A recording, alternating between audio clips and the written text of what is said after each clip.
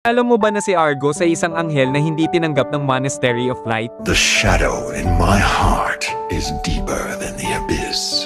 Ito ay dahil siya lang ang lalaking anghel sa mundong pinaniniwalaang puro babae ang anghel. Lumaki siya sa anino ng kapatid niyang si Rafaela na laging pinupuri habang siya'y palaging itinatago. Sa kabila nito, nanatili siyang tapat sa liwanag, pero unti-unti siyang napuno ng galit sa mga tao dahil sa kasamaan at gulo nila. Isang araw, nakakita si Argos ng isang espada na pagmamay-ari ng mga demonyo. Nang hawakan niya ito, may kakaibang kapangyarihan ng espadang ito na nagbukas ng mga alaala sa isipan ni Argos. Ipinakita nito sa kanya ang katotohanan tungkol sa kanyang pinagmulan na hindi siya tunay na anghel na nilikha ng Diyos ng liwanag, kundi isang anak ng tao. Napagtanto niya na ang Monastery of Light na tila banal sa paningin ng lahat ay siya ring responsable sa pagkamatay ng kanyang mga magulang. Ginawa ito ng monastery para lamang gamitin ang kanyang kapangyarihan bilang sandata laban sa kadiliman. Dahil sa matinding galit at pagkamuhi sa mga tao at sa monastery, hindi napansin ni Argos na ang espada mismo ay may sumpa. My once merciful heart is burning with fury.